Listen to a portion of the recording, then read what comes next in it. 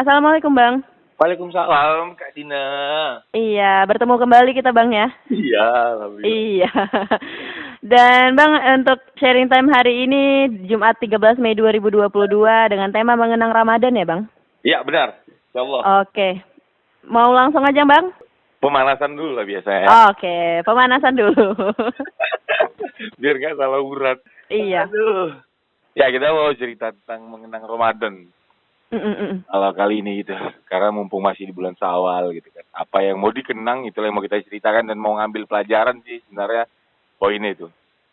Jadi kan Oke. Ramadan tuh banyak ya fenomena terutama setelah berakhirnya puasanya sih gitu. Di mana semua orang saling meminta maaf. Kita mau bahas yang dari sisi situ dulu lah. Walaupun sebelum maksudnya ada tuh apa ya istilahnya ya Kak, apa ya namanya tuh ya, slogan mungkin ya, sejenis slogan bahwa eh, perempuan tidak akan mau meminta maaf duluan gitu kan. Tapi di akhir daripada puasa itu di ketika lebaran ya banyak juga tuh perempuan yang melakukan itu gitu. Terutama sih istri-istri lah ya, yang pertama kali meminta maaf kepada suaminya gitu. Terus Iya. suaminya juga begitu, anak kepada orang tua dan seterusnya. Memang tapi sebelum dibahas tentang maaf-maafnya itu gitu, yang jadi pemikiran sih sebenarnya, waktu kita minta maaf tuh kita tuh sebenarnya tahu nggak ya apa yang jadi kesalahan gitu, atau hanya sekedar apa namanya, kayak kayak lip service doang atau ikut-ikut budaya gitu. Kalau kalau Kak Dina lah, Kak rasa yang mana? Mungkin ada sebagian yang mungkin mengikuti budaya doang ya Bang. Dan ada Iya, sebagian yang mungkin memang kita merasa kita memang punya kesalahan. kesalahan. Karena setiap manusia pasti punya kesalahan ya kan? Betul, betul. Ya kita mengetahui itu kalimat bahwa setiap orang punya kesalahan. Tapi maksudnya aku juga bersama kawan-kawan nanya gitu. Nanya sesama kawan nih gitu. Kau waktu minta maaf sama ibumu, waktu minta maaf sama istrimu gitu kan. Atau sama kawanmu gitu. Kau minta maaf nih atas kesalahan yang mana kau tahu gak? Gitu ya pertanyaannya gitu. Dan banyak kawan-kawan yang juga nggak ya ya model jawabnya gitulah, yang menandakan bahwa sebenarnya dia juga tidak terpikir apa kesalahannya. Jadi memang hanya sekedar minta maaf aja selesai gitu kan. Tapi oke lah, yang mau kita sampaikan dari kejadian itu, bagi yang meminta maaf secara budaya gitu kan, ya nggak akan maksudku nggak kena jadinya nanti gitu kan. Betapa indahnya seumpama memang kejadian yang meminta maaf duluan, lalu mudahnya kita dalam memaafkan, itu tuh berlangsung di setiap hari gitu sampai dengan detik ini gitu. Nah, jadi mungkin bagi para pendengar gitu kan, coba kita lihat-lihat setelah berjalannya setelah meninggalkannya bulan Ramadan sampai dengan malam hari ini gitu. Ada nggak sakit hati sama orang gitu kan, atau yang benci atau yang model-model yang sejenis itulah gitu. Ada nggak mengalami fase itu gitu. Seumpama ada, mungkin belum terlalu berhasil memaafkan kita ketika Ramadan, dan itu menandakan bahwa memaafkan kita di bulan Ramadan itu ya sepertinya benar-benar budaya gitu. Jadi bukan yang diresapi betul gitu. Ya kurasa itu perlu kita rubahlah gitu kan. Tapi memang nuansa untuk saling memaafkan itu tuh indah banget gitu. Jadi maksudnya ya mari fenomena itu mengenang Ramadan tentang hal yang memaafkan itu, kenapa nggak kita lanjutkan aja terus gitu. Jadi kalau kita salah ya kita minta maaf gitu kan. Nah kalau minta maafnya itu sekedar budaya, nggak akan ada perubahan gitu. Jadi kan banyak mungkin Kak Dina juga punya kawan lah gitu, atau pernah kenal orang yang ya dia minta maaf tapi nggak berubah juga gitu kan. Kenapa tuh bisa kayak gitu minta maaf aja terus gitu kan, tapi berubah juga enggak gitu kan. Ya saya rasa tuh mungkin minta maafnya ya sekedar budaya yang tidak benar-benar diresapi gitu. Maksudnya diresapi ini kayak mana gitu, maksudnya ialah kita menyadari betul bahwa itu tak baik gitu. Itu tak baik, itu juga tidak disukai Tuhan. Oleh sebab itu tindak lanjut dari meminta maaf itu ataupun memaafkan itu terjadi perubahan di dalam dirinya. Gitu. Maksudnya kalau kita salah soal terlambat, misalnya sering terlambat gitu kan, ya kita minta maaf gitu, oke. Ya, tandanya kita minta maaf, kemudian harinya kita tidak terlambat lagi dong gitu kan. Tapi kalau masih terlambat lagi, berarti minta maaf yang semalam tuh apa gitu. Nah, yang gitulah, yang gitu. Jadi minta maaf nih harus didukung dengan perubahan sikap. Mungkin begitu gitu. Jadi apa yang mau kita sampaikan dari sisi yang memaafkan tuh sebenarnya indah, saling memaafkan. Mari itu kita lanjutkan. Mudah banget gitu kita minta maaf, itu hal yang baik gitu kan. Nah, tapi ditambah dengan benar-benar sadar. Jadi bukan sekedar SOP lah gitu. Karena ini apa namanya, karena hari raya orang-orang saling sungkem-sungkem, ya awak pun sungkem-sungkem lah gitu kan. Ya hanya sekedar SOP aja. Jadi maksudnya jangan sampai kita masuk ke ranah itu. Kalaupun kita saat itu di ranah itu, ya mari kita sama-sama untuk berubah sekarang ini gitu. Jadi ya benar-benar diresapi, minta maaf dan nggak ada masalah ya kayaknya gitu kan. Ya, iya kan. Kalau waktu di Ramadan itu kayaknya nggak ada masalah lah pokoknya kalau kita minta maaf gitu. Tapi Iya, setelah betul. Ramadan itu tuh kenapa? Misalnya tuh ya, berantem gitu sama kawan gitu kan, terus nasihat kita sama kawan kita udah lah kau minta maaf duluan gitu. Jawaban kawan maksudnya ya banyak sih, bukan tidak tidak semua tapi kayaknya kebanyakan, oh mau nggak mau aku minta maaf duluan kan begitu kan. Loh kenapa kau begitu gitu? Padahal kan minta maaf aja seperti bulan Ramadan itu enak gitu. Atau ada pemikiran yang lain.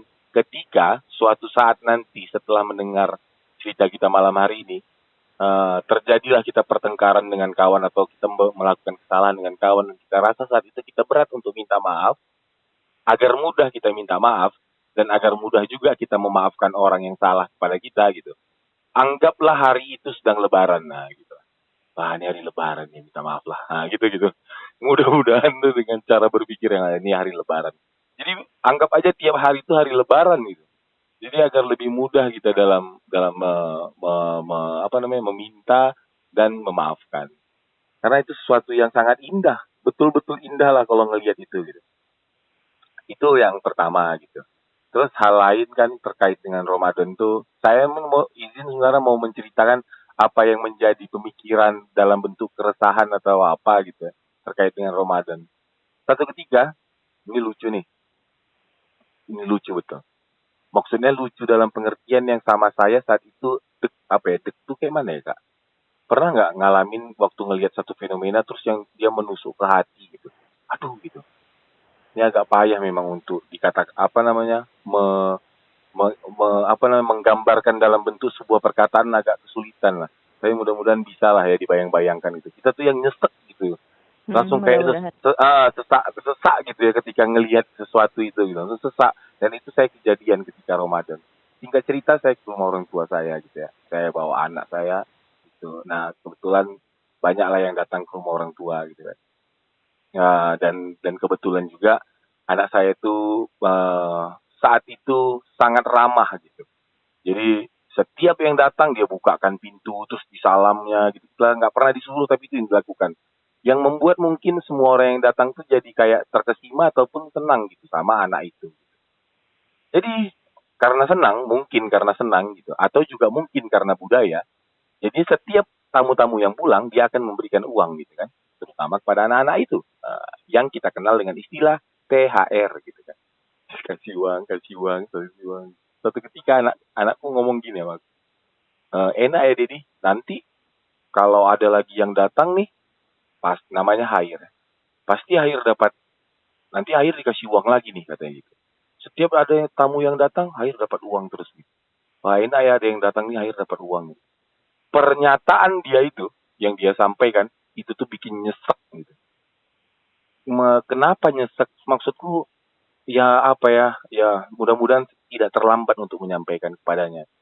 Atau siapapun orang tua yang mendengarkan obrolan kita malam hari ini. Ya terjadi pergeseran bahwa dalam otak dia kan, berarti ketika ada orang datang aku dapat duit gitu. Ya udah aku melakukan yang kayak gini. Itu tuh menurutku nih mungkin akan adalah berbeda paham, tapi menurutku itu sangat sangat tidak pas gitu. Bukankah kita kalau memang kita mau salam orang, kita mau ramah sama orang, ya jangan karena dapat uang dong di akhir gitu kan. Jadinya berubah niatan silaturahim itu untuk mendapatkan uang gitu. berubah kebaikan yang kita lakukan untuk dapatkan uang, atau bisa jadi dalam pemikiran anak itu ketika kita buat baik kita dapat uang gitu. Jadinya perbuatan baik itu jadi sangat kecil nilainya gitu, itu sih maksudnya gitu. Walaupun kalaupun berpikir untuk itu di awal ya nggak ada masalah ya, kayak mana banyak orang tua yang nyuruh anaknya puasa, satu hari puasa dapat 5.000 gitu, satu hari puasa dapat 10.000 gitu. Ya nggak ada masalah sih sebenarnya gitu. Tapi maksudku itu jangan di stop sampai di situ gitu. Harus ada tetap pendampingan berikutnya. Karena kalau tidak, nanti dia dalam melakukan segala sesuatu harus ada hitung-hitungannya. Ada nggak keuntungannya untukku? Dan perjalanan hidupku khususnya gitu ya. eh, itu tuh nggak enak yang kayak gitu. Dan nggak ada juga jadinya kawan gitu ya. Karena payah nyuruh dia, nanti nyuruh dia pasti hitung-hitungan gitu kan. Ya siapa yang mau berkawan sama kita gitu jadinya gitu kan. Ya karena apa-apa berapa hitungannya, apa-apa apa hitungannya gitu. Karena nggak semua lah kayak di dunia ini itu tuh harus berdasarkan hitungan tuh nggak gitu gitu. Konsepnya nggak gitu. Kalau buat baik aja gitu. Ya karena memang semua orang suka dibuat bayiin kan gitu. Jadi kenapa harus digeser melakukan kebaikan tuh hanya untuk dapat uang? Menurutku enggak lah. Nanti maksudku apa ya, uang tuh bisa lah, nggak usah jadi titik fokus gitu, nggak usah jadi titik fokus. Karena aku rasa dia tuh memang efek samping sih, karena bahasan-bahasan kita di sharing time ini juga uang adalah efek samping dari apa yang kita lakukan. Jadi jangan dipikirkan layaknya olahraga ketika kita lari, kita pasti keringat kok. Jadi kalau lari itu tujuannya untuk cari keringat, ya itu sah-sah saja, tapi terlalu kecil karena itu hal yang pasti gitu.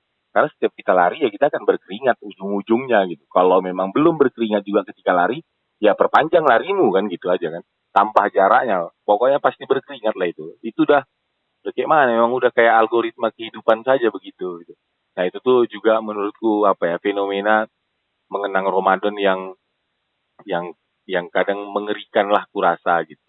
Terus kayak mana ada orang yang membagikan THR gitu kan. Ya bagus sih itu. Aku juga bukan mau menyalahkan semuanya salah itu. Enggak gitu sih poinnya.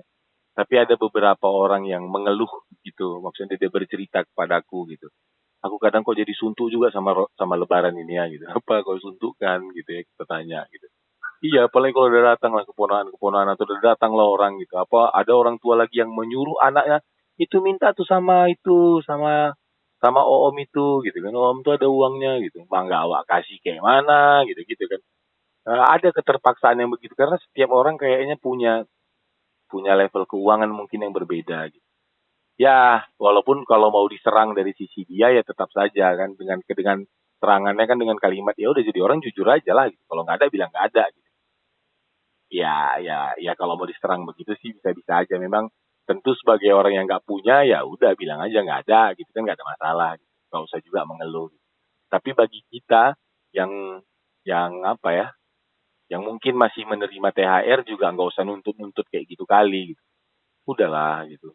Maksudnya segala sesuatu yang memang merepotkan kenapa itu tidak kita tinggalkan. Gitu.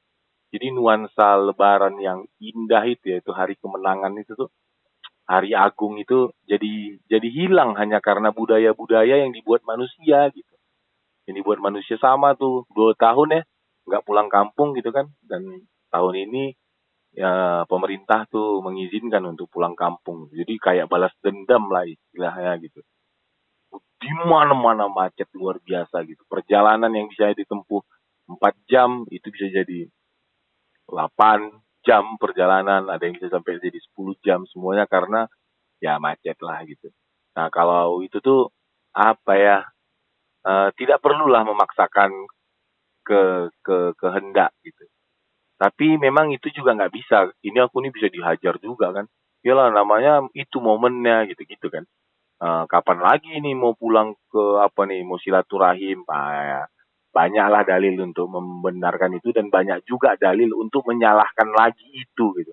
Jadi kita juga bukan mau lah mencari dalil mana yang benar dan dalil mana yang salah. Nah, nggak ke situ sih poinnya. Yang poin yang mau kita sampaikan tuh, mari sama-sama kita nanti ke depannya, bukan soal lebarannya, tapi dalam kehidupan ini. Dipilahlah mana yang benar-benar pokok, mana yang benar-benar sekedar budaya gitu. Jadi kan kalau budaya ini kan yang dibuat-buat orang gitu kan. Kadang ada yang bagus, kadang ada yang enggak gitu. Nah, mari kita berpikir ini nih bagus atau enggak, ini menyusahkan aku atau enggak, ini melanggar ketentuan agama atau enggak. Nah, ini disukai Tuhan atau enggak? Ya pertanyaan-pertanyaan itu yang perlu kita rajin untuk bertanya kepada diri gitu. Agar kita dapat memilah mana yang budaya, mana yang pokok gitu. Jadi kan kalau dalam lebaran itu kan ya itu semua budaya yang tadi disampaikan itu kan kayak THR, pulang kampung. Nah, itu kan cuma sekedar budaya gitu. Yang seumpama itu tidak dilakukan sebenarnya tidak menghilangkan citra daripada lebaran itu sendiri gitu loh gitu. Tapi kenapa kita merasakan hilang gitu? Apalagi di momen itu, ini ada cerita lucu juga. Kebetulan saya tinggal di Riau gitu kan. Orang tua saya di Riau. Di ngobrol gitu sama orang-orang sana tuh yang lebaran katanya nggak sampai ke Riau gitu. Kenapa nggak sampai ke Riau? Karena pemerintah katanya. Loh, kenapa gitu? Ya, pemerintah stop ekspor. Karena pemerintah stop ekspor, jadinya ini sawit turun katanya gitu kan. Jadinya nggak jadi lebaran nih gitu. Wah, ini tuh jadi pemikiran lucu saja mendengar kalimat itu gitu. Lucunya, nah ya masa sih lebaran hanya di apa namanya dihargai dengan harga sawit gitu kan. Terus yang kedua, waktu harga sawit itu sempat di angka yang tinggi-tingginya juga tidak banyak tuh para petani sawit kedengaran untuk memuji pemerintah juga nggak ada gitu kan. Tapi waktu susah aja baru ngutuk-ngutuk gitu. Jadi ada fenomena yang kita tuh memang lebih mudah ngutuk daripada syukur gitu. Sampai ada kawan tuh kan punya ini anekdot aja, analogi-analogi lucu gitu. Bahwa pekerjaan malaikat katanya, yang makan gaji buta gitu kan. Itu malaikat yang menerima ucap syukur. Itu tuh sangat apa tuh? Sangat sedikit gitu. Jadi dia kayak kerja bukan bergaji buta aja. Tapi kalau kalau malaikat yang mendengar keluhan, wah itu tuh yang sibuk kali itu bisa sampai lembur-lembur kata gitu, gitu lawa. Tapi kalau dikenang-kenang, direnung-renung, sepertinya iya juga gitu. Terus jadi melebar kan pemikiran itu. Coba kita renungkan setiap kita berdoa gitu. Yang kita doakan apa gitu. Eh, apakah lebih banyak bersyukurnya dulu atau langsung minta-minta aja gitu. Nah ini kayak mana nih gitu. Ya kita bisa rasa-rasa lah. Bukan juga kita mau menjadi Tuhan, nggak gitu kan. Kita sebagai manusia yang biasa begini saja gitu. Ada kawan kita yang udah kita bantu, yang udah kita apa gitu kan. Tapi setiap datang sama kita, taunya minta aja. Dia nggak pernah gitu. Makasih aku udah nolong. Ini nggak pernah dia ngomong gitu tuh, nggak pernah gitu.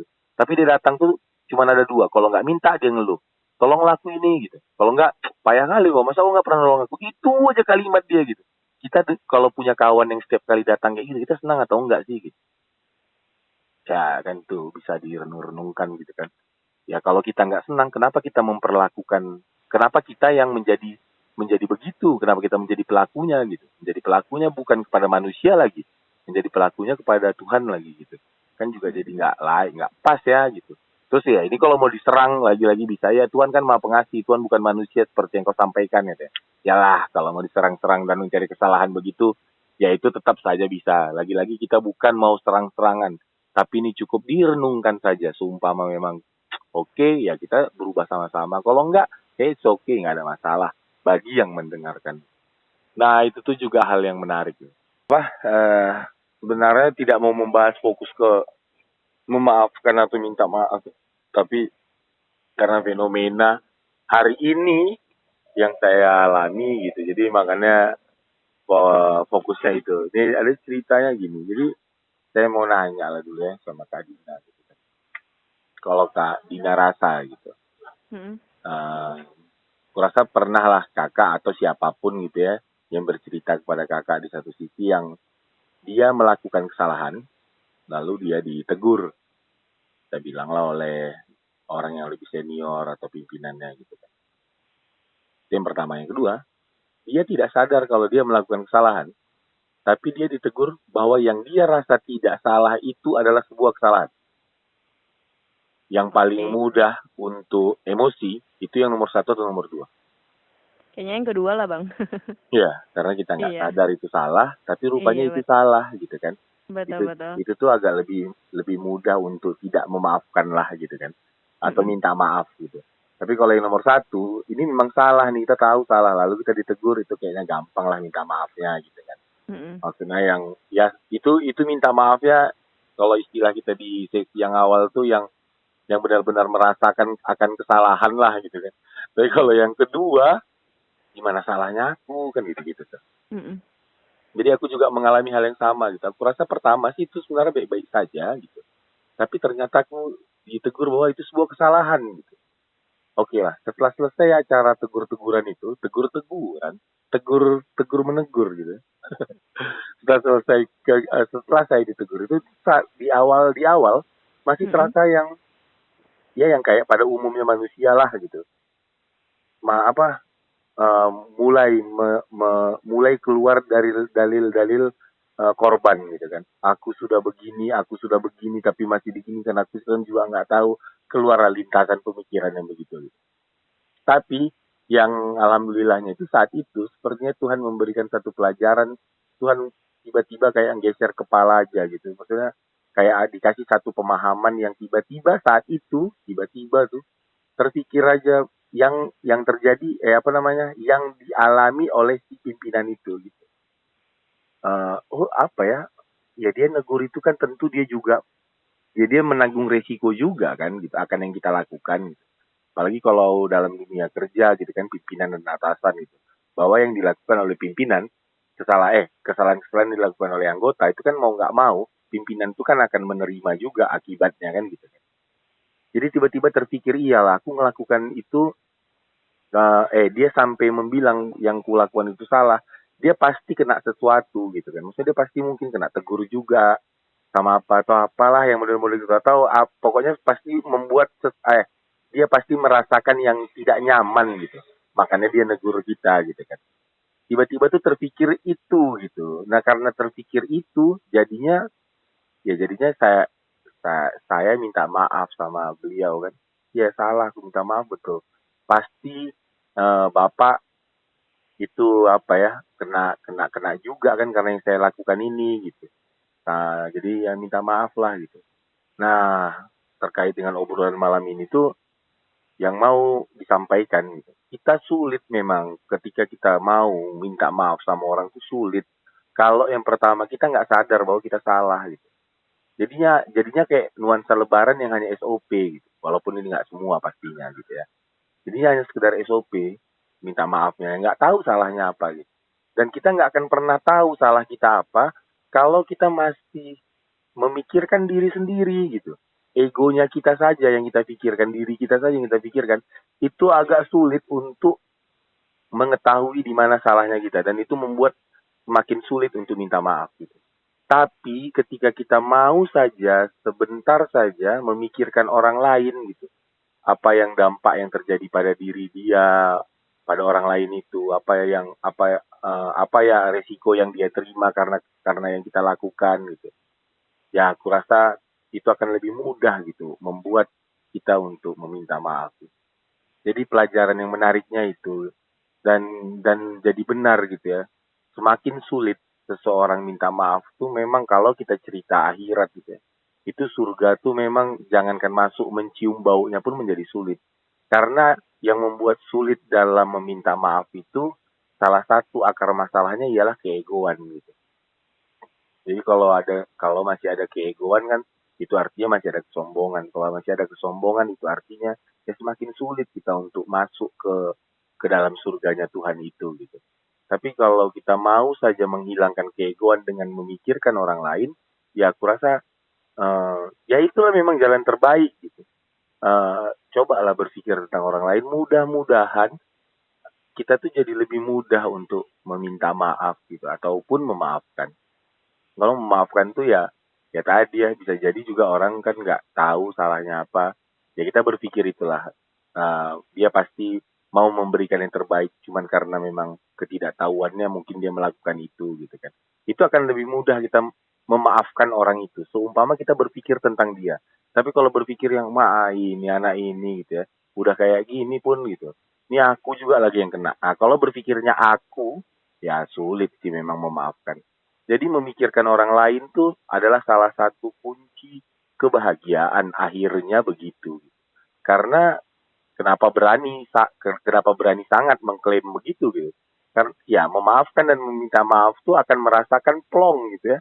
Pastilah kurasa siapapun yang mendengar malam hari ini pernah dia melakukan satu momen yang benar-benar minta maaf atau benar-benar memaafkan, itu tuh memang plong banget loh gitu. Ada sesak yang hilang gitu. Gitu kan. Nah, sesak yang hilang ini menurutku itulah kebahagiaan. Karena kebahagiaan tuh sama aku saat ini bukannya yang kayak dapat lotre gitu. Bukan yang kayak dapat apa ya, bonus atau yang dapat door prize, dapat jackpot tuh bukan yang kayak gitu bahagia, bukan bukan begitu happy. Kayak tiba-tiba kita ikut lomba juara satu kita senang, terus kita bilang itu happy. Aku rasa itu bukan happy gitu. Itu hanya sekedar euforia belaka gitu lah. Tapi yang namanya happy itu memang ketidakadaan hal negatif di dalam diri. Itu happy menurutku saat ini gitu. Jadi ketika tidak ada rasa dongkol, rasa mau balas dendam dan seterusnya, itu happy. Jadi happy itu lebih kepada ketenangan lah ya, netral. Tidak adanya hal negatif. Jadi yang membuat kita tuh lebih plong, lebih tenang. Nah, itu yang namanya happy. Dan tentu aku rasa semua orang menginginkan hal itu. Kalau memang kita menginginkan kebahagiaan itu, ya mari saat ini berpikirlah tentang orang lain. Berpikirlah tentang orang lain, berpikir tentang orang lain. Dan apa ya, kalau mau diluaskan sedikit bahasannya tentang berpikir orang lain bukan hanya sekedar dari level maaf atau happy gitu. Bahkan kalau kita lihat gitu atau silahkan dengar obrolan wawancara orang-orang sukses itu ya. Mereka tuh buka usaha itu latar belakangnya juga karena memikirkan orang lain. Adanya ojek online gitu kan, karena memikirkan orang lain. Ini apa ya, macetnya orang yang memudahkan orang. Jadi semakin kita berpikir orang, maka itu adalah peluang usaha gitu lah. Jadi kalau ada orang yang bertanya bagaimana cara apa peluang usaha gitu. Peluang usaha ialah pikirkan orang lain, selesaikan masalah orang lain. Setiap masalah orang itu adalah peluang usaha sebenarnya. Jadi sangat sangat tidak mungkin kita akan menemukan peluang usaha kalau kita tidak mau memikirkan orang lain. Ya, mengenang Ramadan itu juga salah satunya menurutku yang berpikirlah tentang orang lain gitu. Mulai sekarang itu mari kita berpikir tentang orang lain. Tiba-tiba jadi besar, itu besar dalam segala pengertian lah. Mungkin rezekinya atau apanya gitu ya. Tapi jadi jadi lebih lah. Aku meyakini begitu. Jadi siapapun yang mendengar, ayo kita pikirkan orang lain. Kita pikirkan orang lain, apa yang memudahkan orang lain. Nah, yang model-model gitu. Nah, ketika itu terjadi, aku rasa kalimat-kalimat yang merasa dirinya korban itu udah nggak ada lagi. Contoh yang korban yang tadi itu lah ya. Tuh aku udah capek nih, aku udah begini nih, aku sudah begini nih gitu. Terus lah ngungkit-ngungkit yang kita lakukan gitu kan. Ya itu berpikir korban tuh, alah nggak ada gunanya lah itu gitu. Maksudnya ya apa sih yang didapat kalau cuma itu? Jadi stop hal-hal yang begitu. Itu terkait dengan maaf. Terus kalau ya ini hal lain lagi ya, ini hal lain. Ini kayak subbab baru gitu. Kakak pernah nggak nengok di sosial media malam tuh sempat viral kayaknya gitu. Yang mana ada satu keluarga, kalau nggak salah tuh ada mamanya terus ada dua kakaknya kayaknya atau dua saudara perempuan sama dua saudara laki-laki yang mau foto bareng foto keluarga saat Lebaran. Singkat cerita, mamanya tuh merapikan rambut anaknya yang sedang duduk di bawah. Nama anak itu Tommy. Jadi pas dirapikan itu terus si Tommy tuh nggak suka nih diginikan gitu kan. Habis itu Tommy itu pergi. Terus saudara-saudara yang lain bilang, Tom, masa gitu aja pergi sih Tom gitu. Tahun sekali loh nih Tom, mau foto keluarga loh Tom gitu. Kakak pernah nengok itu apa namanya postingan itu? Nggak pernah, Bang. Ya. Nggak pernah tahu. Oke lah, tapi aku rasa mudah-mudahan kalian pernah. Jadi kurang lebih ceritanya tuh begitu. Jadi mereka mau foto bareng, rambut anaknya si Tommy itu dirapikan mamanya, terus si Tommy ngerasa nggak senang, Tommy cabut lah, nggak jadi dia ikut. Terus ke saudara-saudara yang lain manggil-manggilin Tommy, seolah-olah Tommy ini melakukan kesalahan yang sangat fatal gitu. Kalau kita nonton sekilas ya video tuh, fatal banget nih Tommy ini, masa kayak gitu aja nggak mau sih, apa gitu-gitulah yang terjadi. Tapi saya mau mengomentari dari sisi yang lain. Jadi benar ya, maksudku ketika menuntut sebuah keseragaman, itu pasti akan ada yang tertindas gitu. Kalimatnya tuh begitu gitu. itu menjadi benar menurut saya ketika saya ngelihat postingan si Tommy itu gitu lah. Postingan tentang Tommy, bukan si Tommy. Postingan tentang si Tommy itu gitu. Jadi itu seragam, bajunya seragam gitu kan. Mau foto dengan gaya yang harus disamakan gitu. Terus dia ngerasa nggak nyaman. Ketika dia memberontak dengan ketidaknyamanan itu, semua orang, bukan nggak usah lah bilang semua, mayoritas orang menyalahkan apa yang dilakukan Tommy. Padahal kan kalau kita lihat dari sisi lain, Tommy kan mau jujur pada dirinya gitu ya, bahwa dia nggak nyaman tuh melakukan itu gitu lah. Terakhir ya udahlah dia keluar gitu kan. Tapi itu dia jadi salah gitu. Jadi dibully lah. Jadinya kejujuran yang dia lakukan gitu. Itu tuh jadi sebuah kesalahan. Aku ngelihat tuh banyak ya. Di lebaran tuh yang pakai baju couple-couplean lah. Terutama keluarga gitu kan. Warnanya sama dan segala macam gitu. Ya, itu sih tidak ada masalah gitu.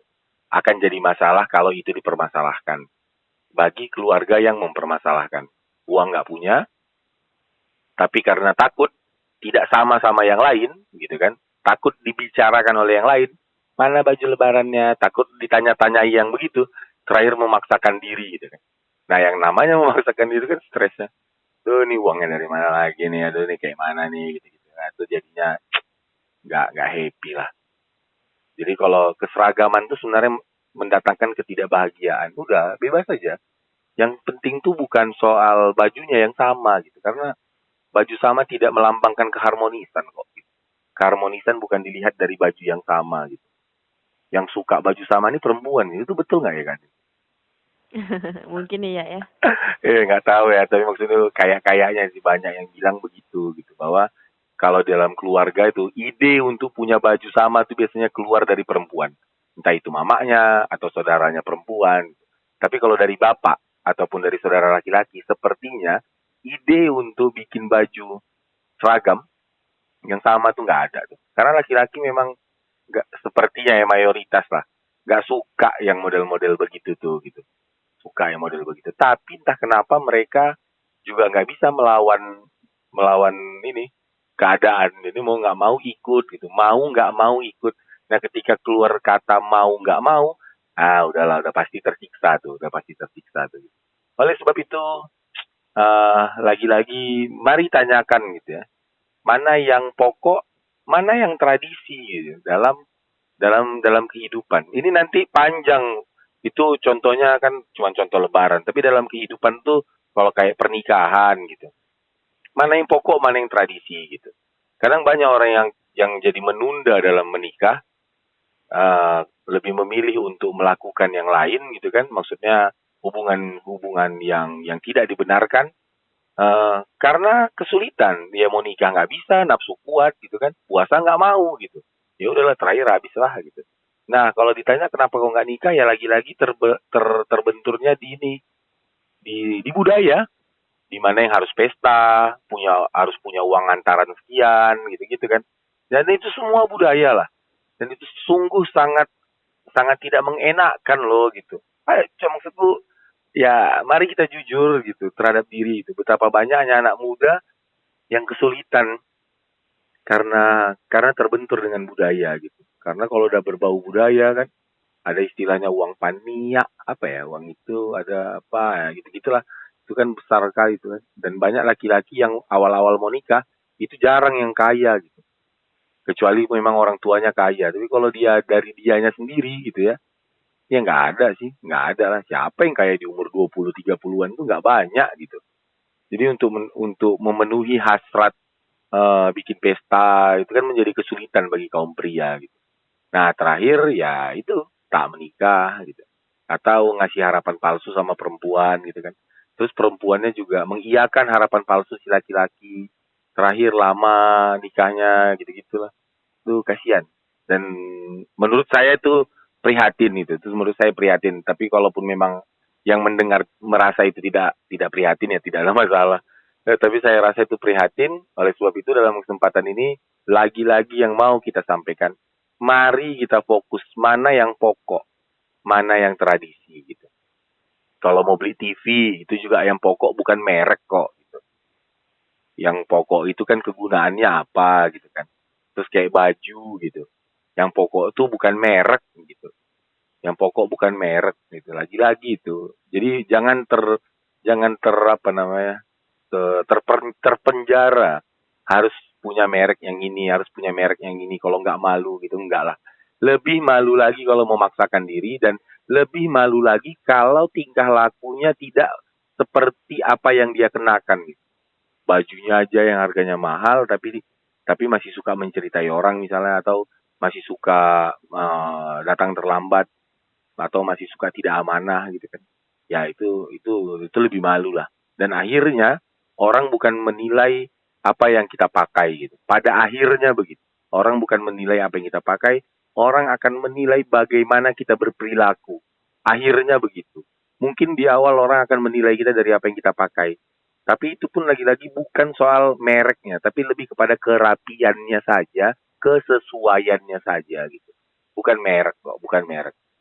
Banyak kawan-kawan tuh, ada beberapa kawan saya yang mobilnya tuh harganya tuh agak lumayan ya, udah yang ember gitu kan harganya.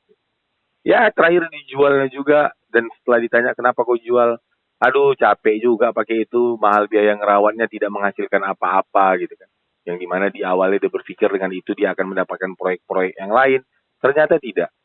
Orang-orang yang punya pekerjaan akan memberikan pekerjaannya kepada yang berperilaku bagus gitu, atau dalam bahasa lain yang bertanggung jawab, yang layak dipercaya.